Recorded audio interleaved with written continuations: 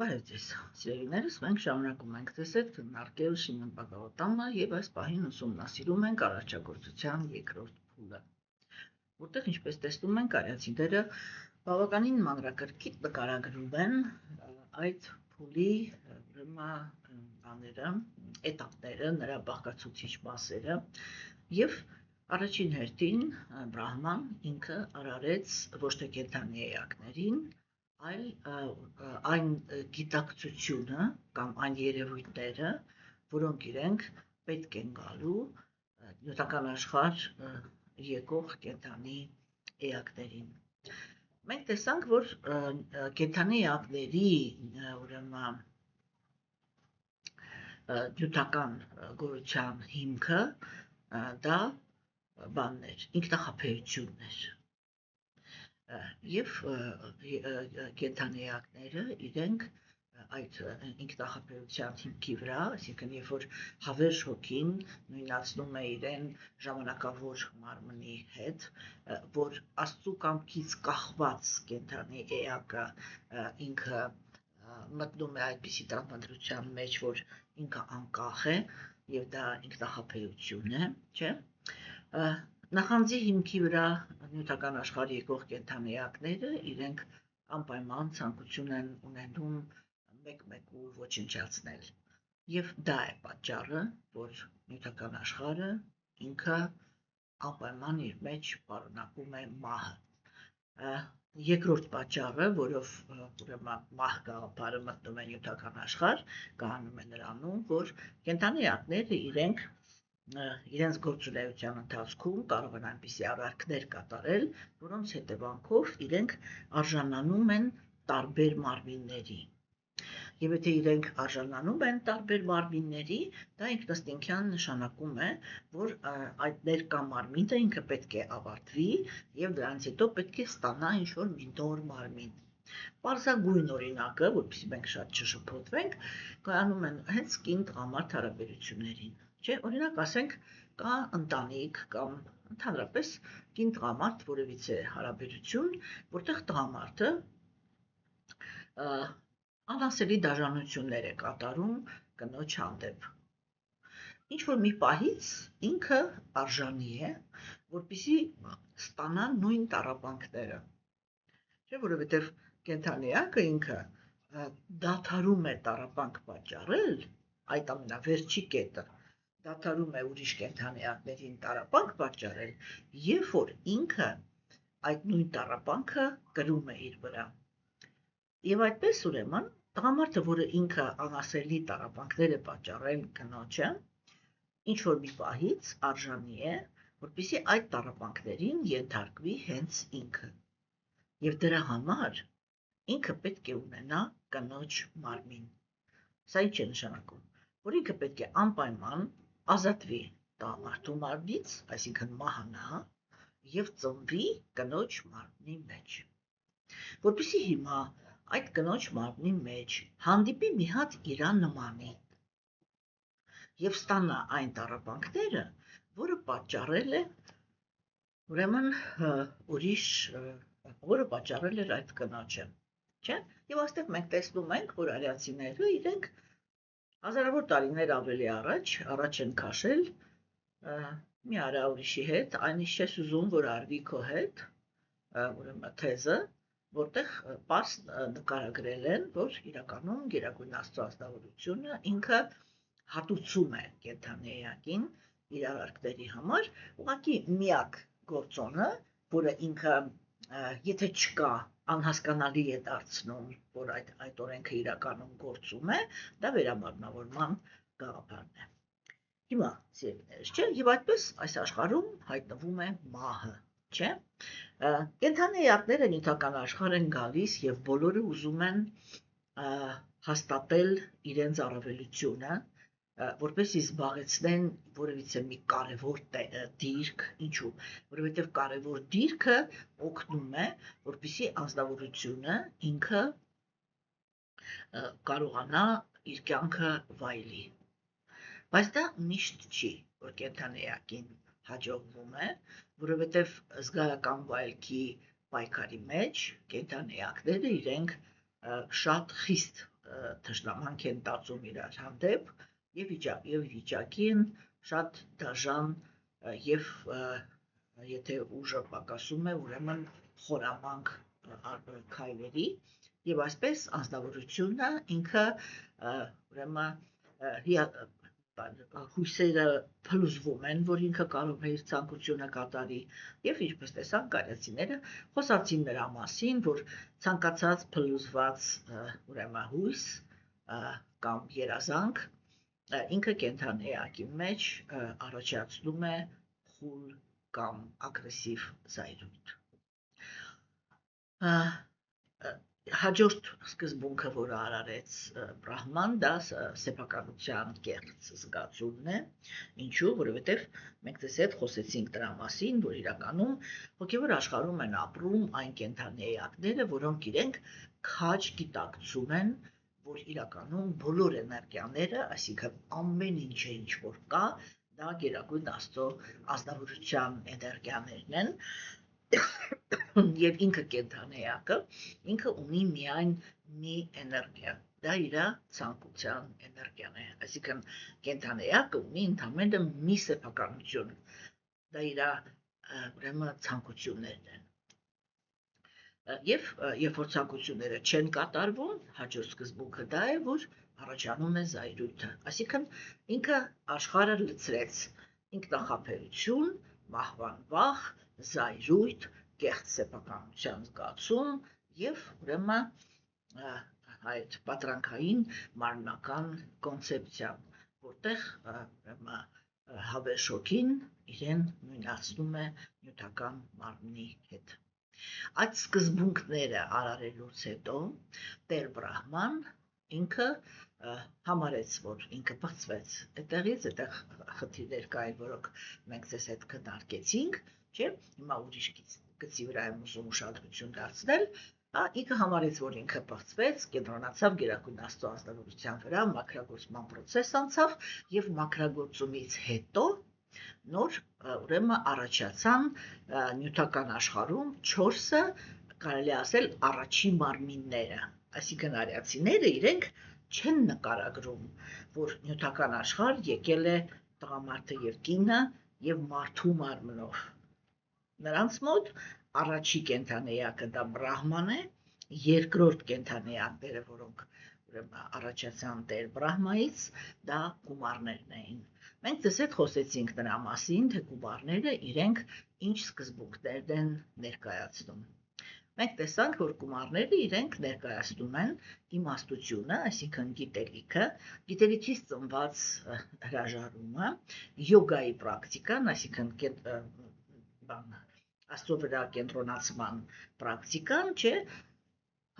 եւ ճգնությունները։ Եվ Բրահման ինքը, այսինքն առաջի հերթին, եթե նկատեցիք, առաջացան նյութական աշխարհից իմաստության հիմքի վրա յոգայի պրակտիկայի շնորհիվ հրաժարումը։ Եվ Բրահման ինքը ուզում էր այդ 4 սկզբունքները տարածել, այսինքն որպեսզի այդ 4 տղաները իրենք երեխաներ ունենան։ Մենք տեսանք, որ գումարները իրենք կատեգորիկ հրաժարվեցին այդ ֆունկցիայից եւ քննարկեցինք, որ այո, իհարկե, այդ սկզբունքները իրենք նախատեսված չեն նյութական աշխարհը ընդլայնելու համար։ Հա, այդ սկզբունքները իրենք նախատեսված են ուրեմն նյութական աշխարհից դուրս գալու համար։ Եվ դրա համար գումարները իրենք հրաժարվեցին մասնակցել նյութական աշխարհը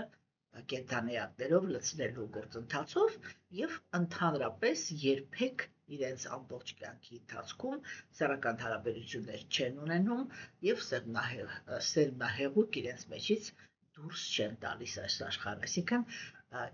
ոչ մի սերմ, որը կարող է կյանքի ձև դառնալ նյութական աշխարհում, սանատ գումարները իրենք հրաժարվեցին իրականացնել։ Դրանից հետո Տեր Բրահման ինքը մնաց չբավարարված։ Ինքը մնաց չբավարարված, գիտեց ունքերը, չէ՞, եւ այս բանի ունքերի մեջտեղի մասից, Եբրոյը հայերեն չգիտեմ մի բառով ինչպես է, ուրեմն այդ իր ջղայնությունից դուրս եկավ մի փոքրիկ ուրեմն ազնվորություն, որը ինքը անմիջապես ծնվելուց հետո այսպես բարձր սկսեց լացել։ Եվ մենք տեսეთ հիմա կկարդանք այդ ազնվորության հետ կապված տեքստերը եւ ուրեմն կփորձենք քննարկել դրանք։ Շիբետ Բագավատամ 3-րդ երգ 12-րդ գլուխ ուրեմն 7-ից տեքստեր 7-ից Որքան էլ ջանաց Բրահման վերահսկել իր զայրույթը, նրան դա չհաջողվեց։ Զայրույթը պայթեց նրա հոնքերի արանքից եւ ստացավ կարմրակապույտ գույնի երեխայի կերպարանք։ Ծնվելուց հետո երեխան ճչաց. «Օ ճակատագրերի տիրակալ եւ տիեզերքի ուսուցիչ, ասա անունս եւ տեղս»։ Լոտոսի ծաղկից ծնված ամենակարող Բրահման հանգստացրեց երեխային քաղցր խոսքերով եւ ի պատասխան վերջինիս խնդրանքին ասաց. «Մի լացիր, ես անպայման կկատարեմ քո ցանկությունը»։ Բրահման շարունակեց. «Ո կիսաստվածների տիրակալ, նրա համար, որ դու այդքան կատաղաբար ճչացիր ու լաց եղար, մարդիկ քեզ կկոչեն Ռուդրա։ Որդիս, ես արդեն որոշել եմ քո ապագա ապրելավայրերը։ Քո ապրելավայրերը կդառնան սիրտը, զգայարանները, կենսական օդը, երկինքը, օդը, կրակը, ջուրը, հողը, արևը, լուսինը եւ ասկեզանները»։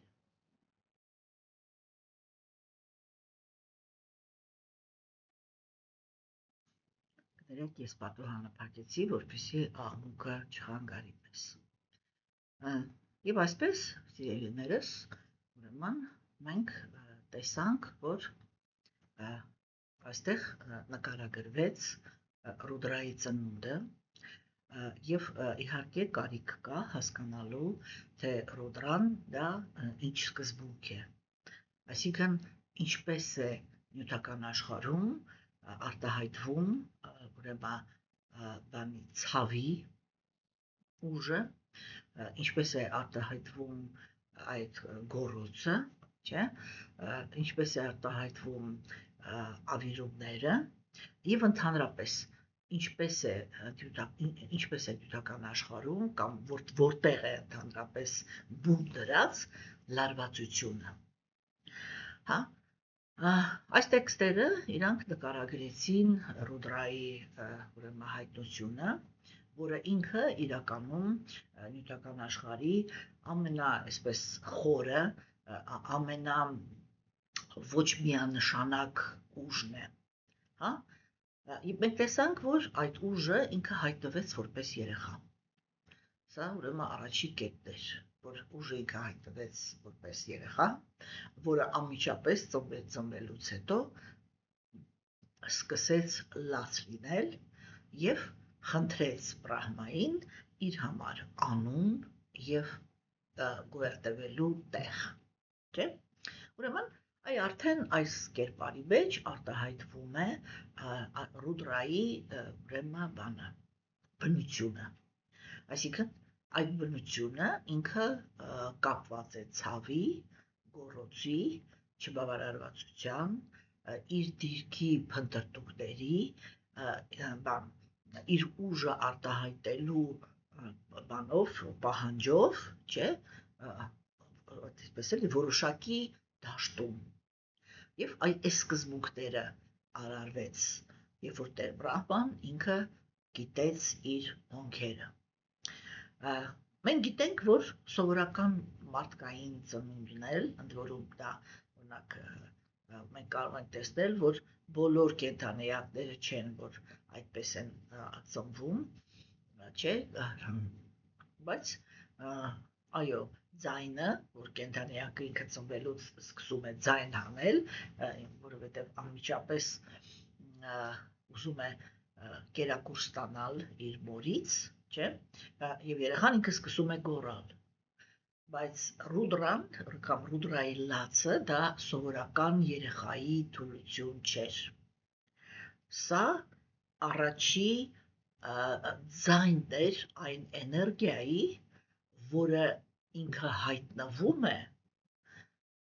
երբ որ գիտակցությունը հանդիպում է բանի հետ, լարվածության հետ, որովհետև Տեր Բրահման ինքը լարվածություն ապրեց, չբավարարված վիճակ ապրեց, երբ որ գումարները իրեն մերժեցին, չէ՞, եւ դա այդպես էլի արտահայտվեց նրանում, որ ինքը գիտեց իր ունքերը եւ այստեղից այդ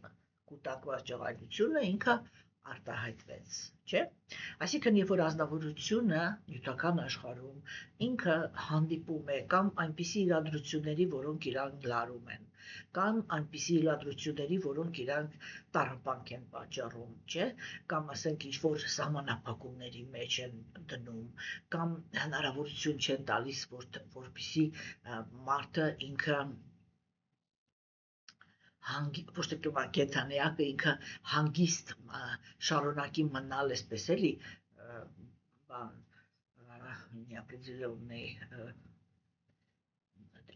բաներ, այսպես անհասկանալի վիճակում, չէ, այսինքն, որովհետև ասենք ռուդրան ինքը անպայման ուզեց իմանալ, թե ինքը ով է, ինքը ինչի համար է եւ որն է իր ապրելավայրը։ Մենք տեսանք, որ ռուդրան կամ ջղայնությունը ինքը չի կարողանում ապրել առանց անունի եւ առանց տեղի, որովհետեւ իր բնությունը ինքը պահանջում է արտահայտում։ Եթե այդ էներգիան ինքը չի ստանում իր ճիշտ դիրքը, ինքը կարող է դառնալ ուրեմն այս աշխարհում ավերիչ սկզբունքի հիմքը, չէ՞։ Եթե ինքը զբաղեցնում է իր նախասահմանման դիրքը, ապա ինքը դառնում է, դու կարելի ասել այսպես էլի, տիեզերական կարգ ու կանոնի մի մասը, այսինքն ջղայնությունը, չբավարարվածությունը, դրանք նորմալ ռեակցիաներ են կենթանիակի կողմից, երբ որ ինքը չի կարողանում իրականացնի իր ցանկությունները։ Մենք տեսանք, որ ինքը Տեր Բրահման ինքը չհերքեց լացող երեխային, չէ՞, ինքը չհերքեց լացող երեխային եւ չփորձեց սաստել իրան, չէ՞, օրինակ ասենք, տեսեք, մեր կենցաղում, չէ՞, մենք շատ հաճախ կարող ենք հանդիպել այդպիսի ծնողների,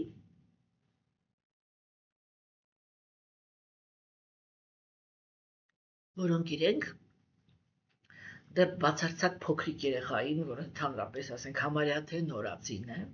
բայց դե շատ է լացում, մայրը ինքը կարող ասել, դե ձայնդ կտրիր, ձայն բարձրացնի վրան եւ իրան այդպիսի բառեր ասի, ոնց որ թե այդ երեխան դա այդ բառերը հասկանում է։ Մենք տեսնում ենք, որ Տեր Բրահման ինքը շատ փափուկ է վերաբերվում այդ երեխային, չէ՞, ինքը ընդհանրապես չհերքեց երեխայի լացելու իրավունքը եւ ամենակարևորը չփորձեց իրան ճնշի։ Ինքը երեխային հանգստացրեց, ինչպես ասվեց, հաճելի խոսքերով եւ իրան անուն տվեց։ Սա իրականում շատ կարևոր բան է այն կետում, որպեսզի մենք կարողանանք հասկանանք, թե ընդհանրապես ինչպես է պետք վարվել կենդանիակի հետ, երբ որ իր մոտ ջղայնության հիմքի վրա, կներեք, չբավարարվածության հիմքի վրա առաջանում է ջղայնություն։ Սա կարևոր կետ է, այսինքն մենք պետք է հասկանանք, որ նույնիսկ այդ ավիրող, հիվանդագին էներգիաները նյութական աշխարհի մոտեցումը դա նա է, բանականությունը ինքը այդպես մոտեցումը դա նա է, որ չի կարելի այդ ռեակցիաները փորձել դուրս մղել, այսինքն դա բացարձակ սխալ երևույթ է, երբ որ մարդիկ իրենք ջղայնության էներգիայի դեմ պայքարում են։ իրենց պետք է այդ ջղայնությունից բխած ուրեմն բանը չբավարարվածությունից բխած ջղայնությունը ինքը պետք է հասկացված լինի, իրեն պետք է անհուն տալ, այսինքն որոշակ է ապրիդելից էլի որոշել թե ինքը ինչից է առաջացել, հա, եւ իրեն պետք է տեղ հատկացվի։ Ուրեմն Ռուդրա անունը, ինչքան մենք հասկացանք, ինքը կապված է լացի, ուրեմն այդ գոռոցի ողբի հետ։ Երբ որ Տեր Բրահման ինքը երեխային տվեց այդ անունը, ինքը դրանով այդ երեխային կամ այդ անձնավորությանը չնսեմացրեց, այլ բացահայտեց իր ֆունկցիան, այսինքն բացահայտեց, թե ասենք սա ինչ երևույթ է։ Այսինքն Ռուդրան դա նա է, ով ինքը կապված է, կապ ունի անմիջապես կենդանի էակի կողմից ցավի զգացումի հետ։ Հա? Ինքը կապված է այն ներքին ճիճը, որը ունի կենդանի էակը, երբ որ իր ցանկությունները չեն կատարվում, եւ ինքը այդ պատճառով տառապում է, չէ՞։ Սա կապ ունի, ասենք, մարմինների ոչնչացման հետ, այն ուժի հետ, որը ստիպում է կենդանի էակներին, որպեսզի իրանք բանելի հանդիպեն իրենց գործունեության հետևանքների հետ, չէ՞, որտեղ այստեղ, երբ որ Տեր Բրահման ինքը ունեցավ այդ ջղայնության կամ չբավարարվածության զգացումը, չէ, դա վերջնական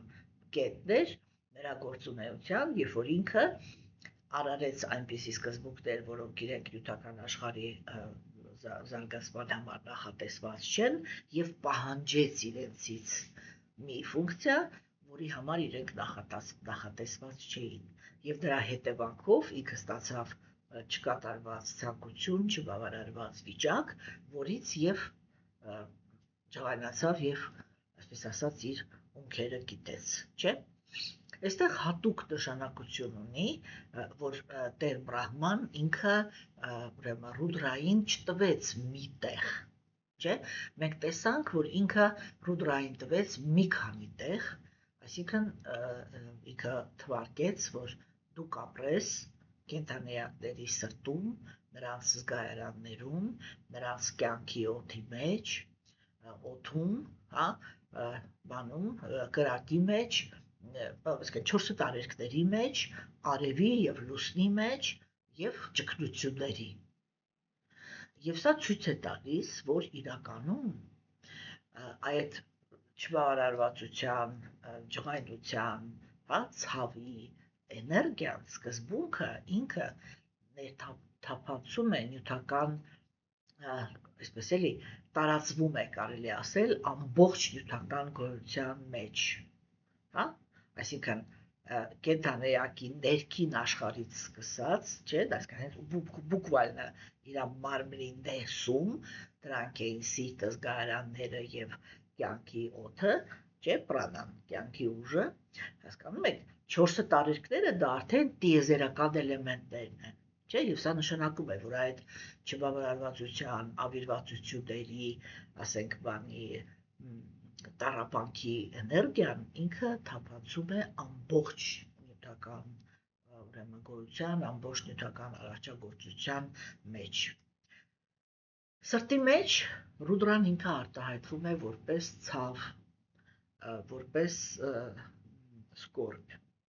ողբ, հա, որպես ջղայնություն, որպես կորուստի զգացում,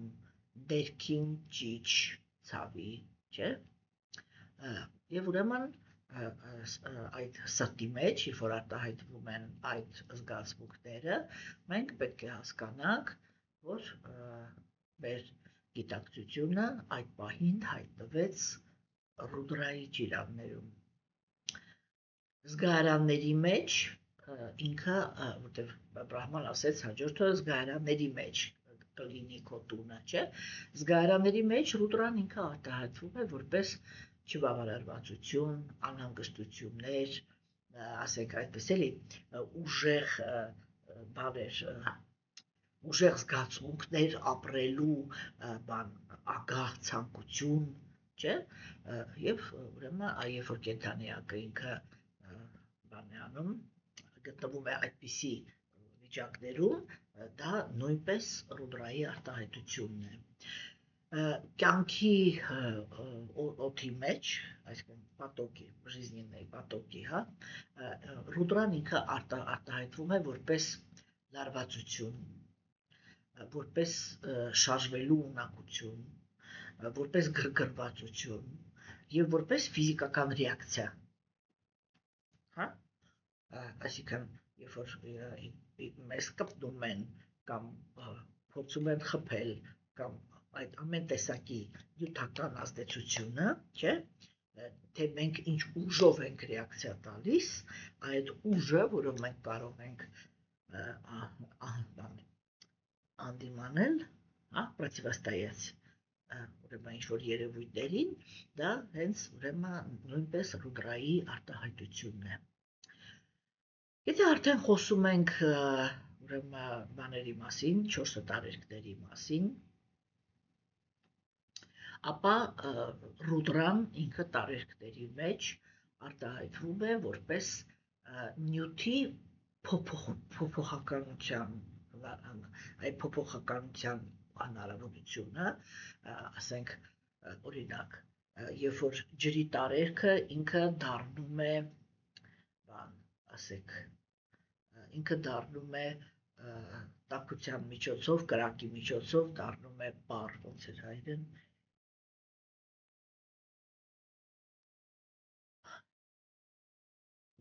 բառեր եմ մոռանում, որ ջղայնանում եմ,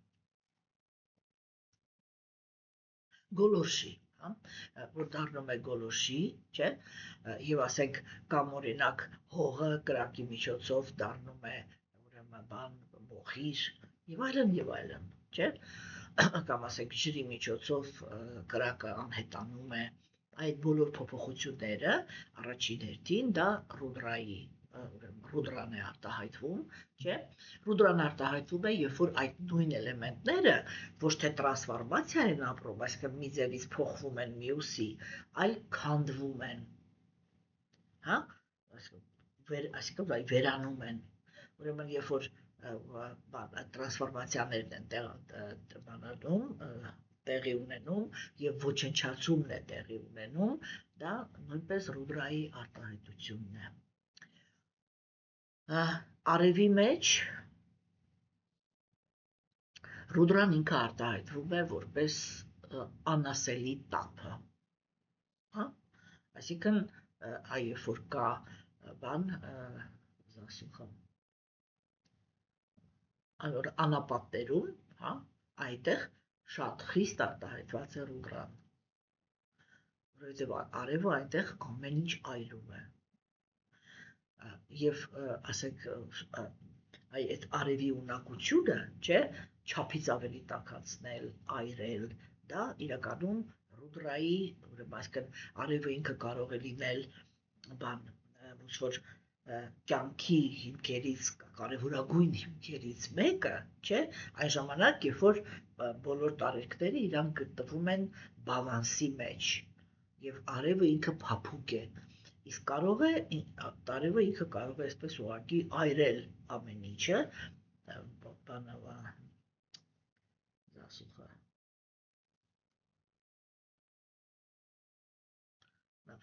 հասկանում եմ, չես ասում համոն, էլի կտերեք բան չկամ, էլի, հիմա, ինչ որ վերաբերվում է լուսնին, հա, ապա ուրեմն լուսինը ինքը ազդեցություն ունի, ընդհանրապես լուսինը ինքը համարվում է շատ միստիկական բան, ասեք շատ միստիկական մոլորակ, բան, էլի, սպուտնիկ, հա, եւ լուսնի միջոցով մարդիկ կարողանում են, եթե ուրիշ ոչ մի հաշվարկների մեթոդ չունեն, կարողանում են իմանալ բաները, էլի, օրերը, այսինքն սահմանել ամիսը,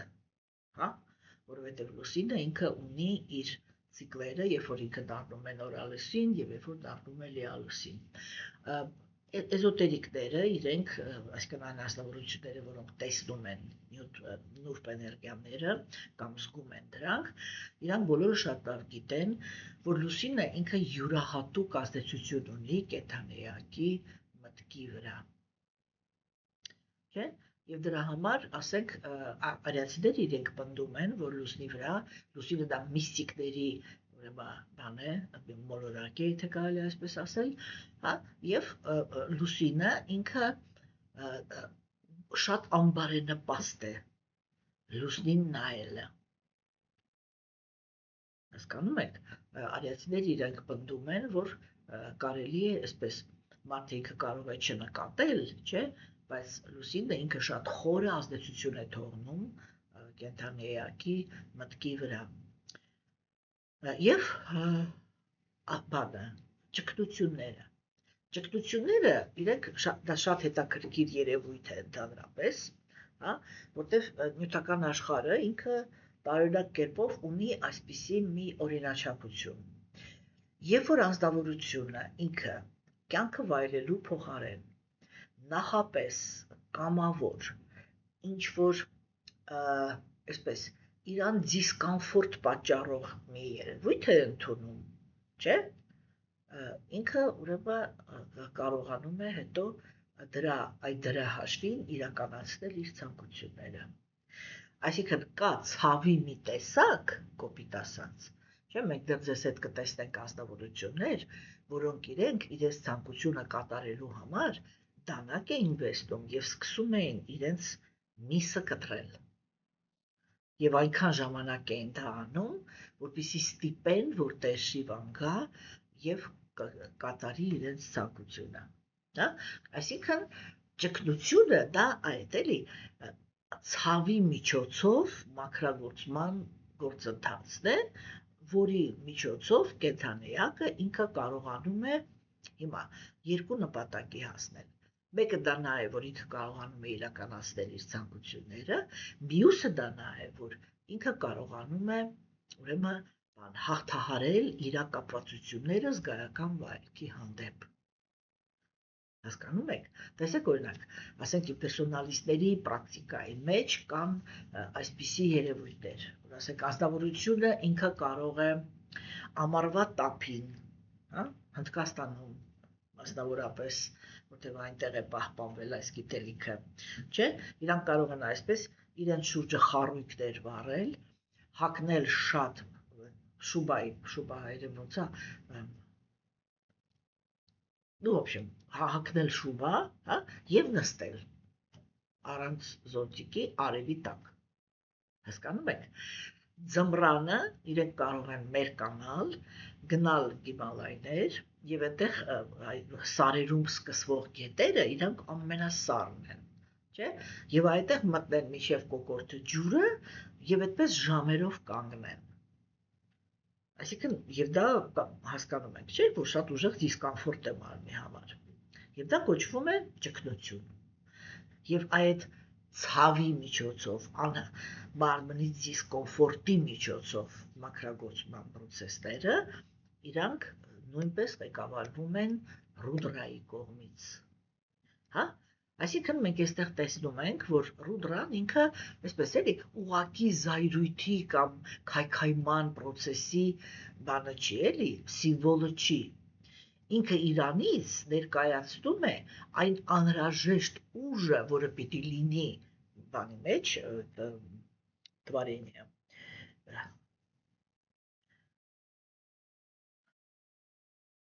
արարչագործության մեջ, հա, որը ինքը իրականում ոչնչացնում է լճացված տեղերը,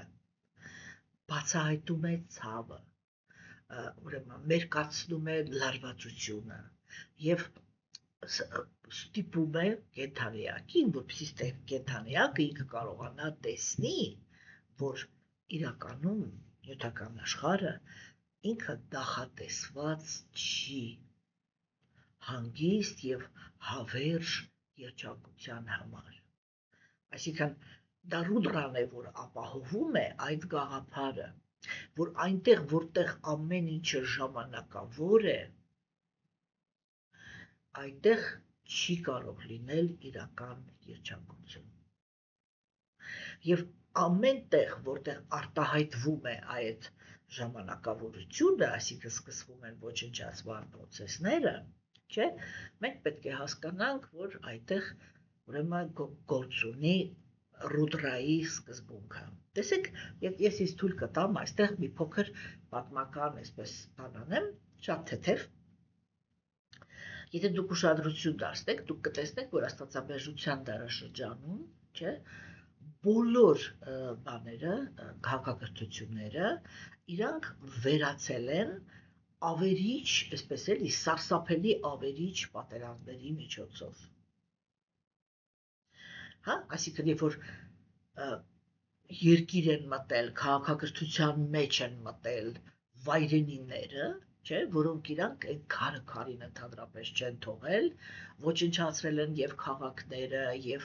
մեջի եղած մարդկանց, եւ կանանց, եւ երեխաներին, անասելի դաժանություններ են կատարել, բայց իսկ այդպիսի մարդկանց այն ազնվորությունները, որոնք ի վիճակի են այդպիսի գործողություններ կատարել, իրանց վրա ի՞նչն է ազդում։ Իրանց վրա ազդում է տգիտությունը։ Չէ՞։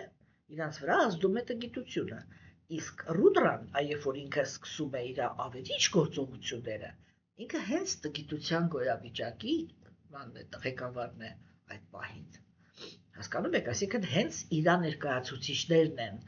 որ ինչ-որ ավիրման process-ներ են անում։ Եվ մենք միշտ պետք է հասկանանք, որ դա պատահական process չի, որ Գերագույն Աստծո անձնավորությունը ինքը Ռուդրայի միջոցով միշտ իրականացնում է, երբ որ ինչ-որ մի բանի վերջը եկել է, ավարտն է եկել եւ այդ երևույթը ինքը պիտի վերանա այս աշխարհում, ուրեմն այդ վերացնող ուժը դա Ռուդրան է։ Երբ որ մենք արդեն խոսում ենք անձնավորության ներքին աշխարհի մասին,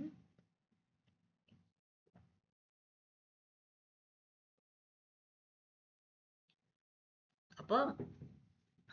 մենք այստեղ տեսնում ենք, որ տեքստերը մեզ սովորեցնում են, որ ոչ ցավը, ոչ ջղայնությունը, իրանք հիշում եք այնտեղ հատուկ ասվեց, չէ, որ ինչքան էլ Տեր Բրահման ինքը փորձում էր ղեկավարի իր աջակայությունը, հա,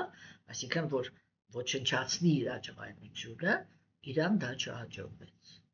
Եվ սա դրա մասին է խոսում, որտեղ շատ հաճախ մարդիկ հոգևոր կյանքում մտածում են, որ բացասական էմոցիաները իրենք պետք է ոչնչացվեն։ Եվ ազնվորությունը ինքը ընդհանրապես պիտի ոչ մի բանից չջղայնանա, ինչ որտեղ գերագույն գաղափարը, որը հնչում է, դա նա է, որ կենդանեակը պետք է վերականգնի իր մաքուր սիրո ունակությունը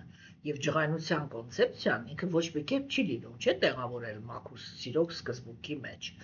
Բայց մենք ձեզ հետ դեռ կտեսնենք, որ ամենամաքուր սիրո բանը, շտեմարանը դա հենց Գերագույն Աստծո անձնավորությունն է։ Բայց մենք կտեսնենք, որ կլինեն այդպիսի իրավիճակներ, որտեղ Գերագույն Աստծո անձնավորությունը ինքը կջղայնանա։ Եվ ինքը երբ որ ջղայնանում է, այդ իր ջղայնությունը ինքը իրականացնում է։ Ինչու՞, որովհետև ինքը ինչու՞ն է խնդիրը։ Խնդիրը ոչ թե նրանում է, որ ազնվորությունը ինքը պետք է, եթե հոգևոր է, ուրեմն ինքը պետք է ցավ չզգա, եթե հոգևոր է, ուրեմն պետք է չջղայնանա, հա? Եվ ասենք այդ հերքողության բաները, սկզբունքը ինքը սխալ է։ Իրականում ազնվորությունը դա բնական է, որ երբ որ ինքը չի կարողանում իրականացնել իր ցանկությունը, հիմա ամենակարևորը կենդանեակների ցանկությունները լինում են 3 գոյավիճակների մեջ, չէ՞։ Հիմա տգիտության գոյավիճակի մեջ կենդանեակը ինքը ուզում է կատարել բռնություն եւ ջղայնության մեջ է ընկնում, եթե իրան չի հաջողվում բռնությունը իրականացնել։ Հա, տգիտության կրքերի գոյավիճակի մեջ կենդանեակները իրենք ուրեմն ջղայնանում են, երբ որ չեն կարողանում հաղթել մրցակցության մեջ։ Հա? Հասկանում եք։ Իսկ առաքինության գոյավիճակի մեջ անձնավորությունները իրենք ջղայնանում են, երբ որ ուրեմն տգիտության եւ կրքերի գոյավիճակների ուրեմն կենթանի ակտերը փորձում են զավթել առաքինության բանը տարածքը։ Հա, այսինքն ջղայնության կետը, ջղայնության թեման ամեն մեկի համար տարբեր է։ Եվ այո, երբ որ խոսվում է այն ջղայնության մասին, որը առաջացավ տգիտությունից, որի հիմքի վրա կենթանիակը ինքը պատրաստ է ուրիշ կենթանիակներին տառապանք պատճառի, չէ, կամ տեղի ունեցավ կրքերից, որտեղ կենթանիակը նույն բանն է, նույն կերպ դեգրադացիայի լինում դեպի բրբություն, չէ, ուրեմն այդ ջղայնությունն է, որ հոգևոր մարդուն խորհուրդ է տրվում, որ ինքը ղեկավարի, չէ, տեսեք, ես միշտ ինչ-որ բառ եմ ասում, անցնում եմ եւ կարող է այսպես լիարժեք չի գնահատվում այդ սկզբունքը, չէ, ես միշտ ասում եմ, որ առաջի քայլով հոգևոր դաշտում կենթանիակը պիտի արդարության դաշտ բերի իր կապվածությունները եւ ատելությունները։ Իսկ որ ատելությունը դա ջղայնության էներգիա է, չէ։ Ուրեմն տեսեք, առաքինության մեջ, հատկապես նախասկզբնական շրջանում, չի դրվում այդպիսի խնդիր, որ առաքինի ազնվորությունը պիտի չջղայնանա։ Դրվում է ուրիշ խնդիր, որ իր ջղայնությունը պիտի անպայման լինի արդար։ Հասկանում եք, չէ՞։ Ուրեմն այստեղ մենք տեսնում ենք, որ արդեն խոսքը գնում է Ռուդրայի արտահայտմանը ներքին աշխարհում, ապա այս տեքստերը իրանք հենց դրա մասին խոսեցին, որ ցավը կամ ասենք ջղայնությունը իրենք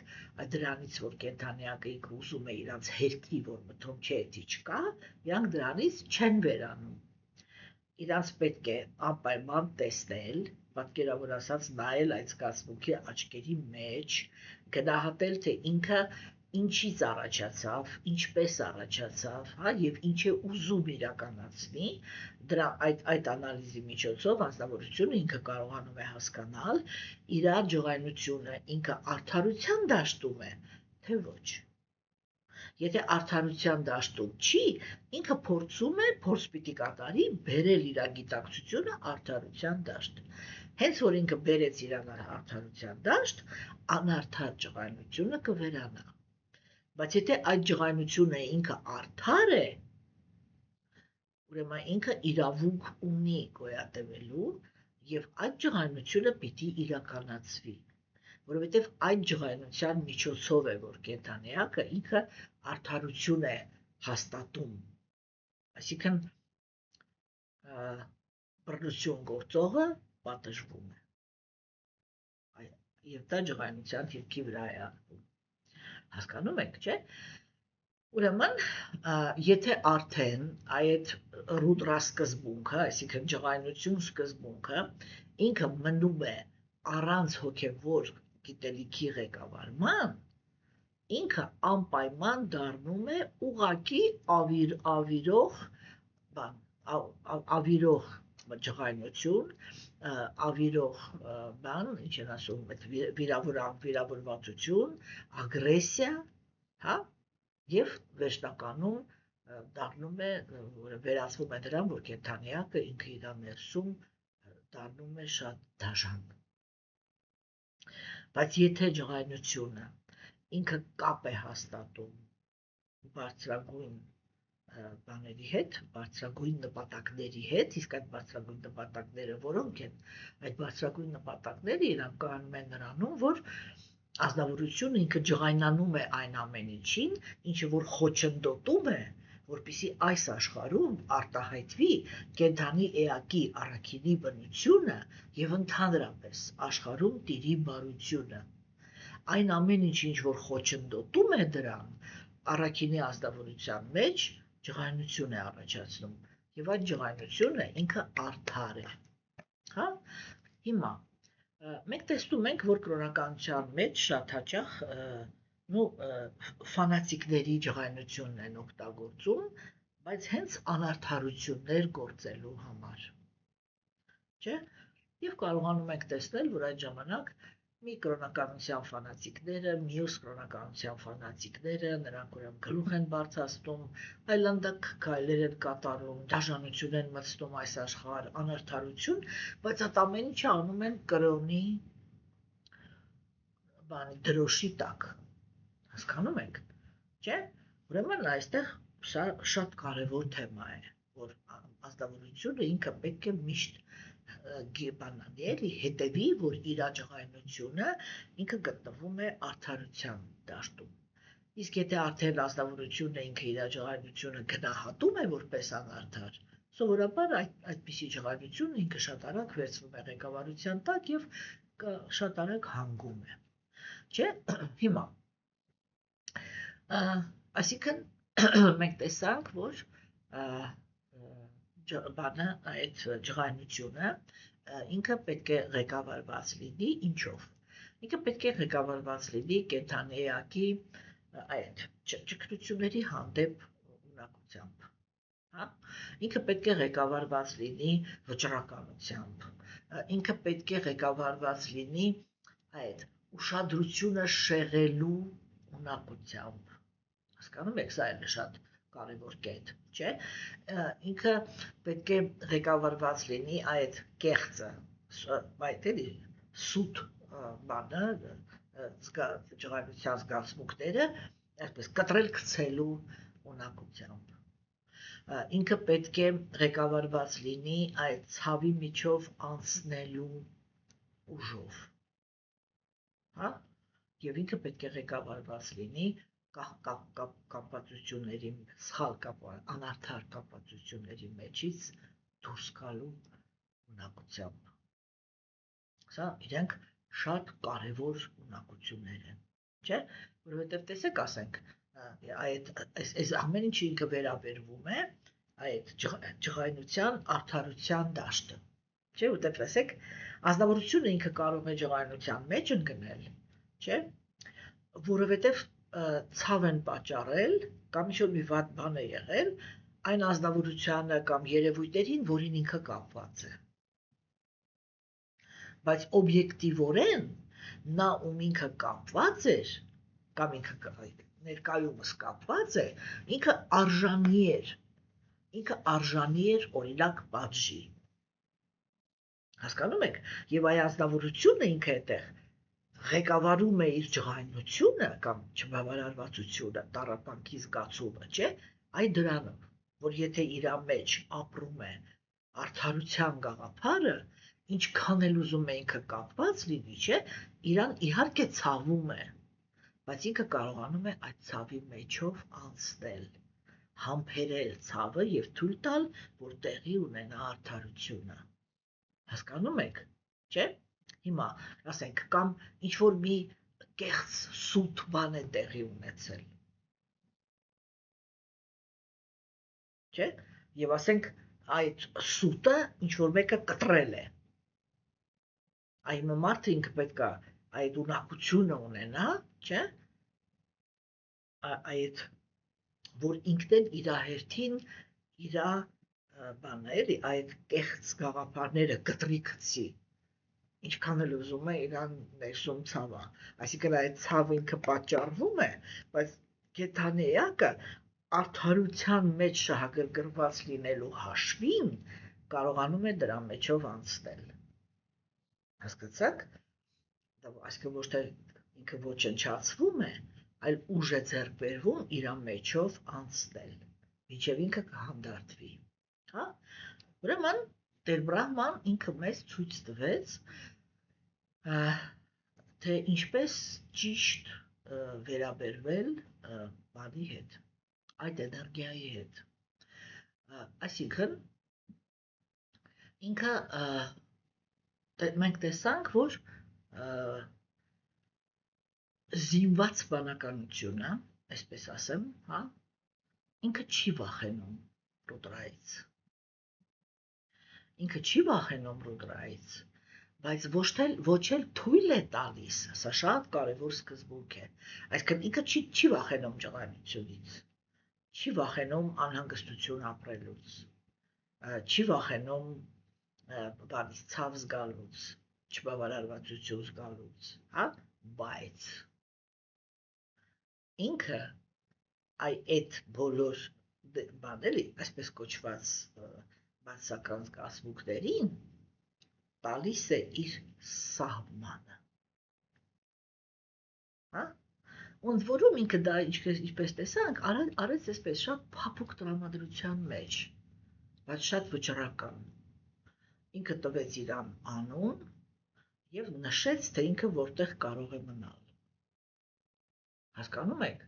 ուրեմն սա ինքը շատ կարևոր հասկանալու սկզբունք է, հա, այսինքն այդ ուժեղ, այսպես բան էլի, հզոր ներքին պրոցեսները, ինչ-որ ալեկոծված վիճակները, այդ ինչը, չէ, ուրեմն իրանց չի կարելի ոչ տրվել, չէ, օրինակ տեսեք, ասենք, մարդը ինքը հատկապես սիրահարված վիճակում, երբ որ չի կարողանում հասնել իր այսպես սիրահարվածության սիրոջը, սիրահարվածության օբյեկտին, չէ, կարող է շատ ուժեղ տատանումներ ունենալ, ջղայնության, չգիտեմ, ողբի, այսպես կյանքի վերջն է, գնամ կախվեմ, ոչ այդ դա պետք է թույլ տալ, հա, բայց ոչ էլ խեղդել, այսինքն կա ինչ-որ մի հատ միջին վիճակ, որտեղ ազնվորությունը ինքը հանգիստ պիտի թույլ տա, որպեսզի իր չբավարարված վիճակը ինքը ապրվի և հանգի, հա, և եթե ազնվորությունը ինքը ավելի հմուտ է հոգևոր դաշտում, ապա այդ ժամանակ ինքը կարողանում է այդ իր զգացմունքները դնել Աստծո ծառայության, ոչ թե Աստծո կներենք, դնել մաքրագործման ծառայության մեջ։ Այսինքն, այս տեքստերի գլխավոր իմաստը ինքը կայանում էր նրանում, չէ, որ նյութական արարչագործությունը ինքը իր մեջ պարունակում է ոչ թե միայն, ասենք, կյանքի ձևեր, ոչ թե միայն ուժեր, որոնք իրանք բան են անում, ասենք, ուղեկցում են բանին պայմանավորված հոգուն որպես լաց, որպես ողբ, որպես ինչ-որ բան քայքայիչ սկզբունքներ, որպես, չգիտեմ, մաքրագործող կրակ, չէ, կամ ասենք ներքին լարվածություն, Ռուդրան ինքը արտահայտվում է որպես ուժ, որը ինքը մեզ հիշեցնում է, որ իրականում ամեն ժամանակավոր բան ինքը անպայման ժամանակի ընթացքում, կամ չէ ոչ թե ամեն ժամանակավոր, այլ նյութական աշխարհում գոյություն ունեցող ամեն բան իր ժամանակին անպայման փոփոխվելու է։ Ոչ մի բան չի լինում այս աշխարհում հավերժ։ Հա? Եվ ամեն մի կեղծ բան ինքը անպայման անհանգստություններ է ապրելու։ Ամեն մի կապվածություն ինքը անպայման բան, այսպես փորձությունների է ենթարկվելու։ Հա, հոգևոր դաշտում շատ է խոսացվում նրա մասին, որ Գերագույն Աստծո անձնավորությունը ինքը հոգևոր մարդկանց փորձությունների է ենթարկում, որպեսզի համոզվի իրենց անկեղծության, սիրո մեջ, ես համոզմունք ունեմ, որ այդ գաղափարը ինքը Աստծուն սազական չի։ Գերագույն Աստծո անձնավորությունը լինելով մաքուր սիրո սկզբունք, ուղղակի չի կարող լինել այն անձնավորությունը, որը երբ որ նյութական աշխարհ եկած կենդանի էակը ինքը վերջապես վերցնում է կրոնը եւ սկսում է իր ճանապարհը առ Աստված, հա, օգնելու փոխարեն, հիմա էլ ինքը խոչընդոտներ ստեղծի, բանի, այդ պատրվակով, որ փորձությունների է ենթարկում, որ անկեղծությունը ստուգի։ Իրականում ես մի շատ նուրբ կետ եմ այստեղ քննարկում, խնդրում եմ ուշադիր լսեք։ Իրականում այդպիսի պրոցես գոյություն չունի։ Գոյություն ունի ուրիշ երևույթ։ Երբ որ կենդանի էակը իր հոգևոր ճանապարհի մեջ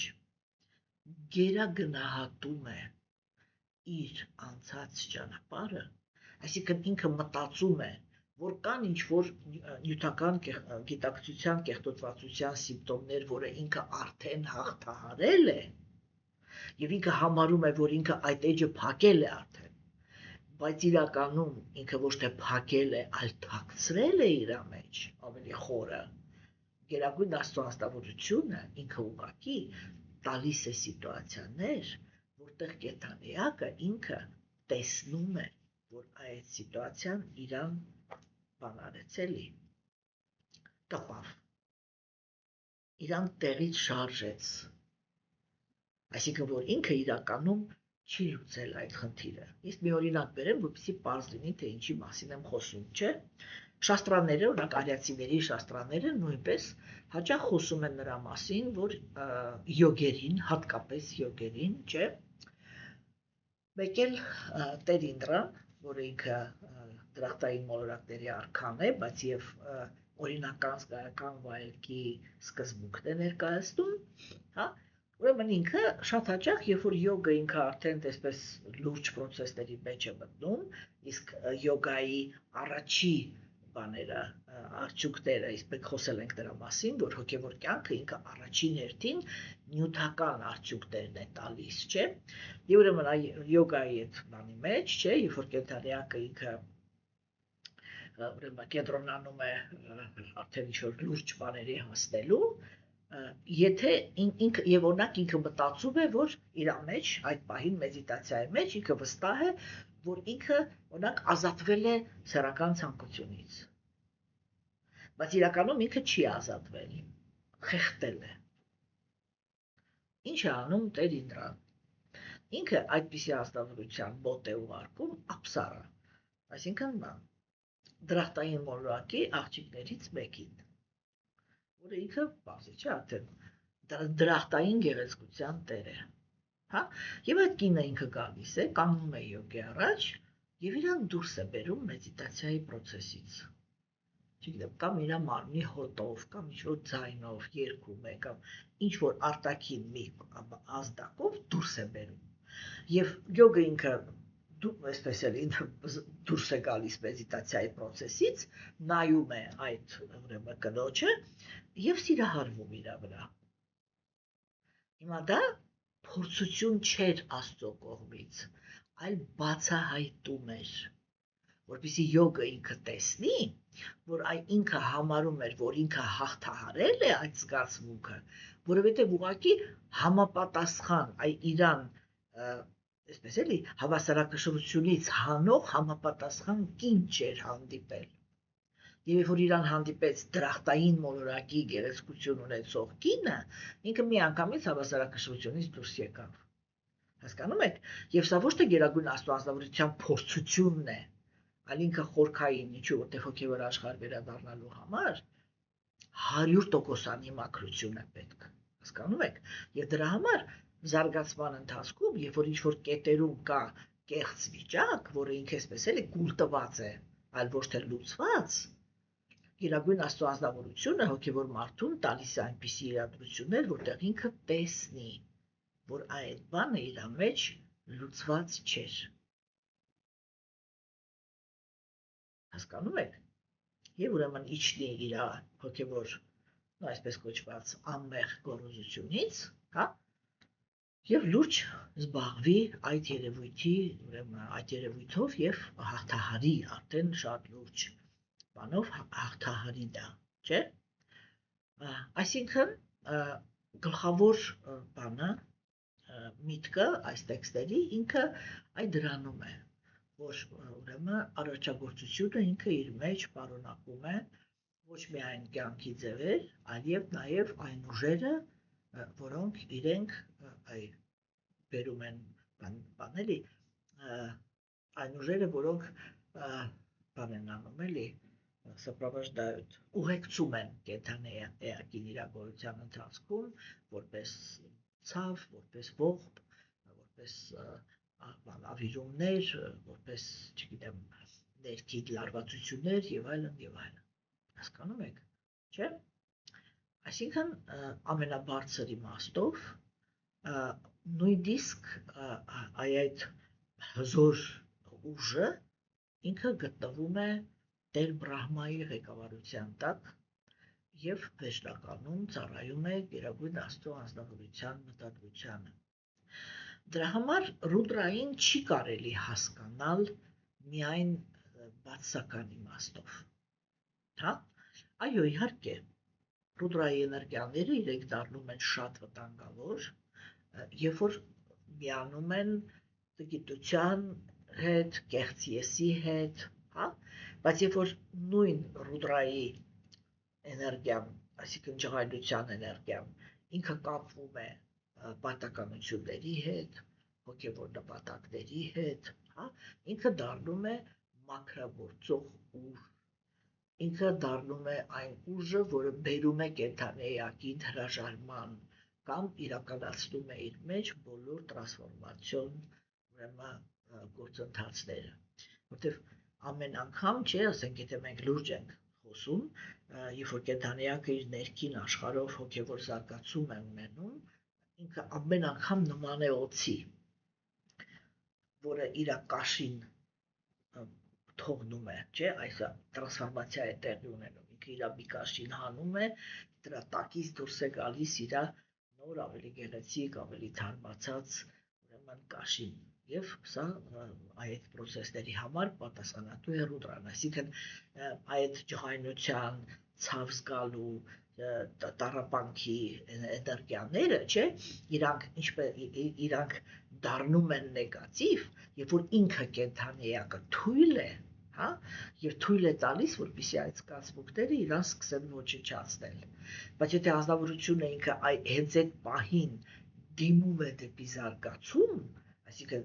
այդ երևույթները իրանք դառնում են իր փոփոխությունների հիմք, չէ, այդ ժամանակ այդպիսի մարդիկ սովորաբար բոլոր այդ նեգատիվ երևույթներին վերջում մնում են շնորհակալ, որտեղ հենց այդ իրանց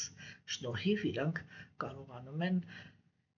ենթարկվել տրանսֆորմացիայի եւ ձեռք բերել նոր որակ, այսինքն մի level բարձրանալ իրենց զարգացման մեջ, հա? Եթե մենք այսպես ընդհանրացնենք, ապա Ռուդրայի ծնունդը ինքը ցույց է տալիս, որ առաջագործության մեջ ցավի, ավիրումների, այդ մաքրագործող փոփոխությունների ուժը գոյություն ունի, որ այդ ուժը Տեր Բրահման կամ հասուն բանականությունը, այդ ուժը ինքը չի փորձում խեղդել, այլ կյանք է տալիս իրան, եւ այս տեքստերը իրանք սովորեցնում են մեզ, որ ուրեմն այսպես էլի ուժեղ հիվանդագին վիճակները գիտակցության չպետք է փորձել իրանցից ազատվել, չպետք է բայց ոչ էլ պետք է փորձել իրանց արդարացնել, իրանք ուղղակի պետք է լինեն հասկացված եւ ուղղորդված դեպի հոգեվոր նպատակներ, հա, իսկ այն ամենը ինչ որ կարող էր ավիրել, դառնալ ավիրվածությունների հիմք, ինքը դառնում է ճգնություն, հա, ինքը դառնում է մաքրագործում եւ քայլ առ քայլ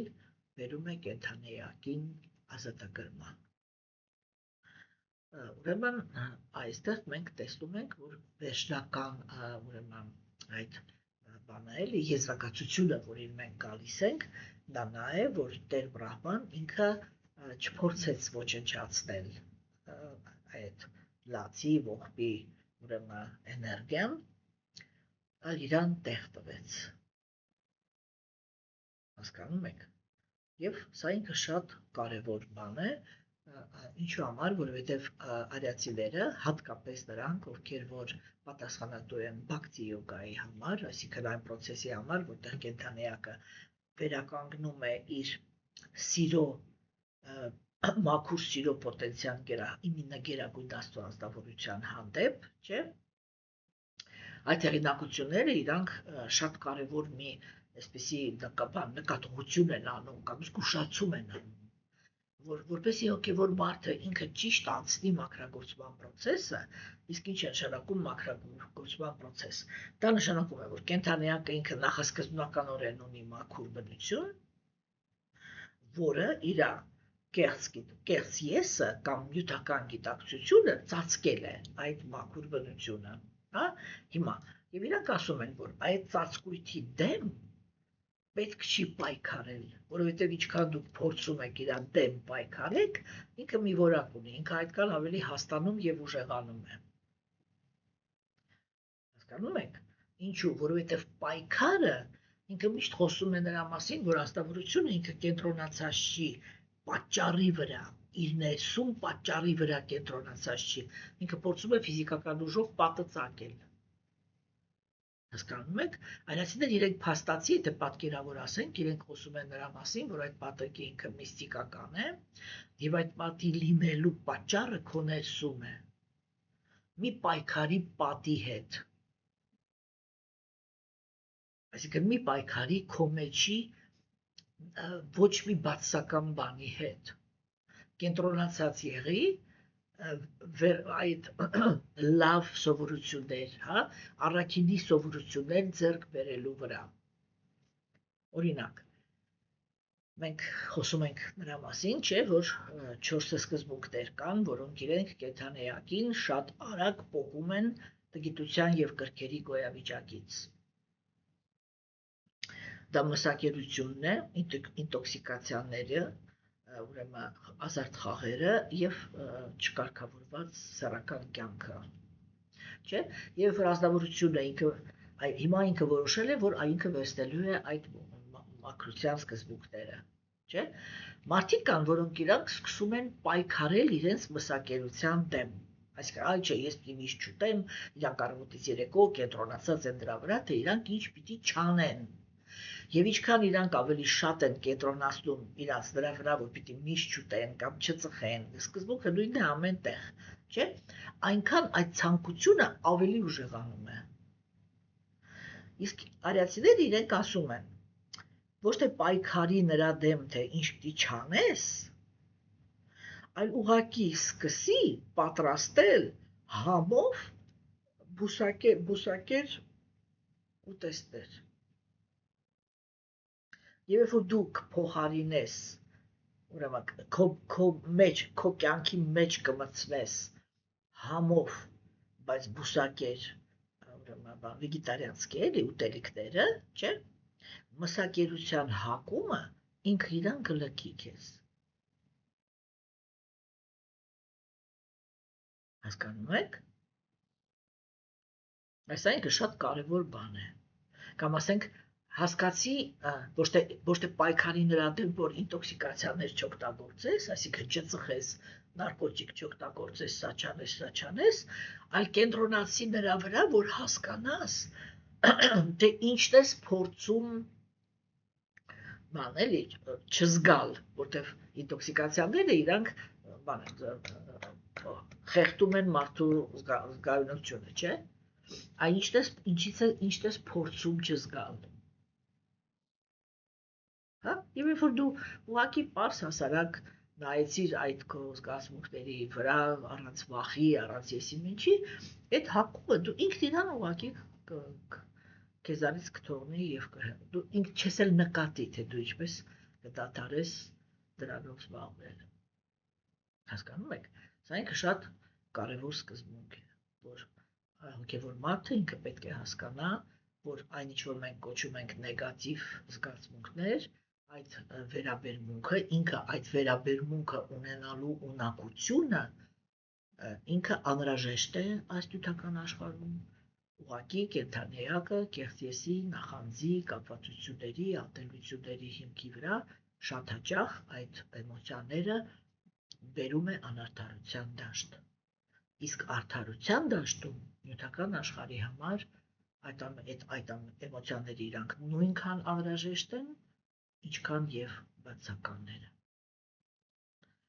Եվ այսօր այսքանը։